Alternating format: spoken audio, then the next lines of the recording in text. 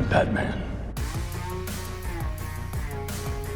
Hey, welcome back to ScreenCrush, I'm Ryan Airy. So Chapter 23 of The Mandalorian gave us one of the darkest cliffhangers on this show. Moff Gideon created an army of beskar-wearing troopers, and he has his own Mandalorian armor. Den is captured, the Mandalorians are in serious trouble, and we just lost Paz Vizsla in one of the saddest deaths ever on the show. And it was finally revealed that Gideon was the one pulling the strings from the start. But Gideon is planning something even bigger because apparently he's creating clones, and those might be unrelated to Palpatine and Snoke. And if that's true, what is Gideon planning considering that he needed Grogu? You have to wonder what kind of clones he is creating here, and who are these beskar-wearing troopers? They fly now? And how do these plans connect to that Thrawn tease, the Shadow Council, the First Order, and the future of Mandalore? I'm going to explain it all. I will create an army that will bring order to the galaxy. Alright, the episode starts with confirmation that Gideon was behind everything that's happened this season. The pirates' attack on Navarro, the stuff with Pershing and the New Republic, all that. And of course, Gideon's beskar-wearing stormtroopers are the ones that prison breaked him. But I thought they said it was the Mandalorians. Well, Carson Teva discovered the remains of beskar alloy in the prison ship, but that's because Gideon's troopers used beskar weapons. So they're Mandalorians or they're not?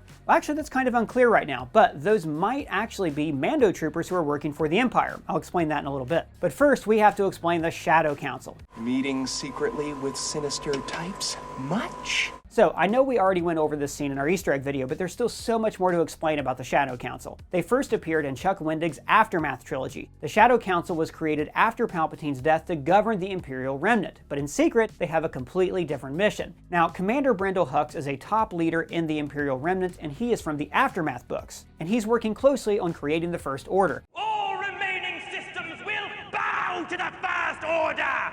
Also, he's in charge of something called Project Necromancer. We don't know exactly what that is, but we can all guess that it's got something to do with cloning Palpatine. The creation of clones is your obsession, not mine.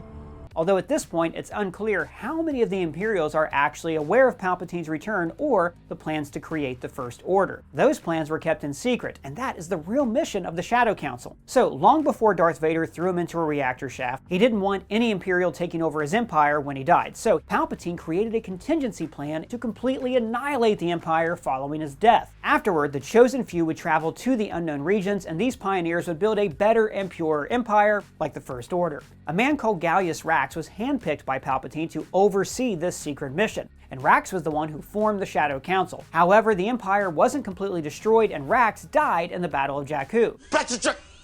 Why does everyone want to go back to Jakku? So how come the Empire's still around? Destroying the Empire's leftovers is a lot harder than it sounds because the Imperials are spread in different systems and still trying to return to their former glory. So at this point, Hux and Paleon are playing along, while they undermine the Imperials secretly until they're completely gone. Now, Paleon is a huge deal for fans because he was Grand Admiral Thrawn's right-hand man in the original Thrawn trilogy. Those books are not canon anymore, but Paleon will probably serve the same role in the shows. Grand Admiral Thrawn's return will herald in the re-emergence of our military. And speaking of Thrawn, he's apparently missing from all the Council's meetings, and nobody's seen or heard from him. I hear whispers from one end of the galaxy to another, and never a word of Thrawn. So where's he at? Well, that I will explain in just a moment. But first, there is a reason why the Imperials are awaiting Thrawn's return. He is the grand mastermind who was trusted by Palpatine himself. This is proven by the fact that he is a non-human who held one of the highest ranks in the Empire. And this means that Thrawn is involved with the First Order. The last time we saw the Grand Admiral was at the end of Rebels when he disappeared. Long story short, a young Jedi named Ezra Bridger used space whales to send himself and Thrawn into hyperspace. I'm sorry, Don't ask. Since then, the Grand Admiral was absent from other stories until he was name-dropped last season. Where is Grand Admiral Thrawn?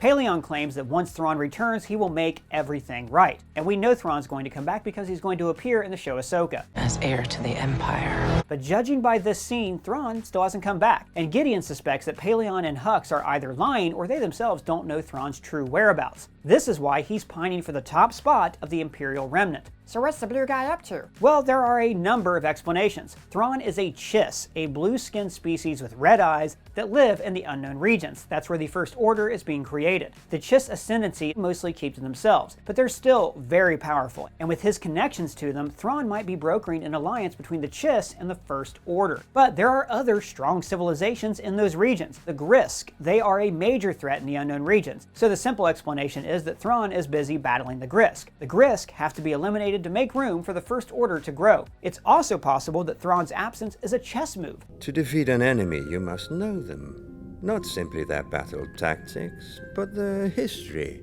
Don't forget, Palpatine's contingency plan was to destroy the remnants of the Empire. So Thrawn could be pretending to be missing so he can see which ex-Imperials can be trusted and which ones might prove themselves to be a problem. Like Gideon, whose plans go directly against the First Order. So those Praetorian guards might have actually been sent there to assassinate Gideon after he deals with the Mandalorians. Although the person that should really kill Gideon is probably Bo-Katan. And I can't help but notice that there's a convenient, unarmored spot right in Gideon's belly area. A darksaber stabbing spot. Stabby, stabby! Or it could be Din, because I'm pretty sure that Gideon is going to remove Din's helmet in the next episode. Heck, Gideon might even strip him from his entire armor and melt it down out of spite. But the most cathartic death for Gideon would be if he was eaten by the Mythosaur. Yes, yes, yes, yes, yes, yes, yes, no.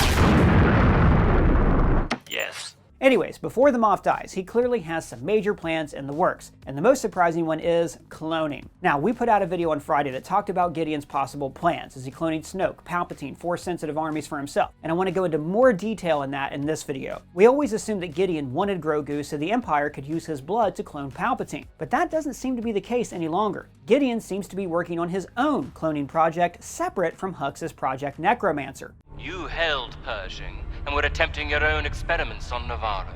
The creation of clones is your obsession, not mine. But in reality, he's got a room filled with cloning tanks. And this could mean that Gideon's plans for Grogu might have nothing to do with Palpatine or Snoke. This also explains what happened with Pershing. What has become of Dr. Pershing and the research you promised us? Dr. Pershing was captured by the New Republic. His research is lost. Gideon wanted to eliminate him so Hux and anyone else wouldn't be able to use his skills for their cloning project. Now, I assume that Pershing is still alive, but his mind must be kind of scrambled now, and Kane is going to brainwash him to work for Gideon again. So what clones is Gideon creating? Well, that part wasn't revealed yet, but we might have an idea. At the end of the episode, Gideon gives this big speech about his plan. Every society has something to offer. By aggregating the best of each, I will create an army that will bring order to the galaxy. Now, by aggregating, Gideon means appropriating and integrating attributes from different societies and groups and then weaponizing them for his new empire. The cloners, the Jedi, even the Mandalorians. And Gideon mentions the Jedi in his speech. So this could mean that he is creating an army of Jedi clones. Well, Force-sensitive clones, you get my meaning. And just imagine what Gideon could do with an army like this. Add to it the Beskar armor and he would be unstoppable. Also, since he already has clones growing inside tanks, he might have already extracted what he needed from Grogu when he captured him last season. Oh, okay, so he's gonna clone Baby Yoda. Oh, that'd be something, right? A bunch of little clone babies taking over the galaxy. But no, I don't think he's cloning Grogu per se. Grogu's blood and midichlorians are the recipe for successful Force-sensitive clones. But the clones are likely copies of Gideon himself. Then you should clone yourself. And why's that? So you can go f yourself. Ironically, this is what Palpatine is doing in secret. Although Gideon might actually be aware of Palpatine's secret cloning project. Gideon was part of ISB, who were basically the Empire's version of the CIA. Secrets are my stock in trade. So he might have discovered Palpatine's plans for the First Order. Gideon is unhappy about these plans, so now he is working on undermining Palpatine, and this is why he needs an army of Force sensitives, because with them, he can conquer the galaxy and also destroy the First Order before it ever rises. Perhaps Leader Snoke should consider using a clone army. Anyway, since I'm pretty sure Gideon isn't making it out of the season, those clones will probably be important for later. Gideon might have discovered the special sauce that's needed for Palpatine's return, and that is thanks to Pershing's work before he defected to the New Republic, and of course thanks to Grogu's blood. So after the Moff is defeated, Thrawn will retrieve the clones, and the First Order will use them for Palpatine. All of this so one day, about 20-something years in the future, Poe Dameron can stand in a jungle and say this. Somehow Palpatine returned. So wait, these Mando troopers are clones too? Probably not. I mean, it takes a long time to create and grow clones, so these are probably stormtroopers inside Beskar armor. Some of them could be actual Mandalorians who are loyal to Gideon. But why would any Mandalorian help Gideon? Well, those are probably the Imperial Super Commandos from Rebels. Who? Alright, here's the TLDR version. Are you Death Watch?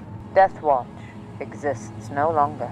So Chapter 23 finally name drops Death Watch, and that's important because they're pretty much the reason why Mandalorians are in this situation. During the Clone Wars, Death Watch took over Mandalore. They were a faction that believed in the warrior creed, and their leader was willing to use terror to achieve his goals. He was Paz Vizsla, and he also wielded the Darksaber. But then Darth Maul killed him in a duel and won the Darksaber, and as per the rules, he became ruler of Mandalore. At that point, Mandalorian society went into a spiral. Bo-Katan and her faction opposed Maul's rule, while others were extremely loyal to him. Those became Mandalorian Super Commandos. After Maul was defeated and the Empire took over, these Mandalorians shifted their allegiance to Palpatine, transforming them into Imperial Super Commandos. If any of them are still around, they might be loyal to Gideon now. He won the Darksaber, which is the reason why these Mandalorians were loyal to Maul. But Gideon nuked their whole planet. True, but Mandalorians are a superstitious bunch. For all we know, the Super Commandos saw the Purge as some divine punishment or something.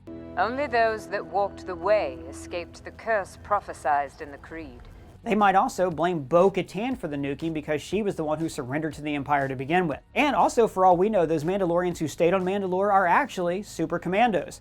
What? I find it kind of suspicious that they survived all this time on Mandalore despite the heavy Imperial presence. Something feels off. Not to mention that they didn't say anything about Imperials being on the planet, which is strange because they built an entire underground base there. It's very convenient how they showed up to help and then led everyone to the Forge, which turned out to be a trap. Thank you for gathering the Mandalorians into one place. And just a reminder, the Armorer took a bunch of injured survivors directly to the fleet, so that might also be part of the plan. And speaking of, the Armorer might also be a traitor. This theory again? So in case you don't know what I'm talking about and you didn't see our last video, many fans, myself included, suspect that the Armorer is secretly a villain. In fact, her real identity might be Rook Kast. She was extremely loyal to Maul. And this episode might prove that there's something off about the Armorer. First, there's the fact that Gideon's helmet has horns, the same as the Armorer's horns. And the Mandalorians who were loyal to Maul had horns too. And you know who else had horns? Goats? Goats have horns, that's very good, but I'm talking about Darth Maul. The other Mandalorians who had horns on their helmets were the Imperial Super Commandos. I should have seen that from the start. And then there's this strange gap of time when the Armorer returns to the fleet. We see the ship climbing into orbit, and then the episode cuts away for a while, and when it cuts back, the ship approaches the fleet. Seems something about that editing feels off. Sort of like the Armorer might have made a pit stop along the way, picking up some Super Commandos to attack the fleet from the inside, Trojan horse style. But she wanted to unite all the Mandalorians. I trusted her. Sure, unite them and bring them all to one spot where it was easy to kill them all at once, making it easier for him to take over with his new empire. And only those loyal Mandalorians will get to be part of his new order for the galaxy. I don't know. Perhaps you need to have a little bit more faith in people. Anyways, the episode ends with Din getting captured and the Mandalorians are in trouble and Paz getting killed by the Praetorian Guards. And Gideon also sends the TIE bombers and interceptors to destroy the Mandalorian fleet. But the Mandalorians might receive help from an unexpected ally. Ahsoka Tano? Maybe, but probably not. I mean, we already had a Jedi appear at the last minute to save the day last season. But don't forget, Chapter 21 ends with Carson Teva suspecting that the Mandalorians took Gideon. So he might be on his way to Mandalore, accompanied by X-Wings to arrest the Mandalorians. But once the fighting starts, Teva and the other pilots will help the Mandalorians defeat Gideon's forces. So we're about to witness an epic battle in the finale. And maybe the person leading that battle could be Princess Leia. However things play out, the opening scene of this episode clearly sets up an appearance from Thrawn in the finale. Probably in a post-credit scene that sets up Ahsoka. And that's because the Grand Admiral will be the Thanos of all the shows set in this era. All of this heading to Dave Filoni's movie, which will be the culmination of the Mandoverse. Anyways, what do you think Gideon is planning with the clones? And where do you think Thrawn is? And what is he planning? Let me know your thoughts and theories down in the comments below or at me on Twitter. And if it's your first time here, please subscribe and smash that bell for alerts. For ScreenCrush, I'm Ryan Airy.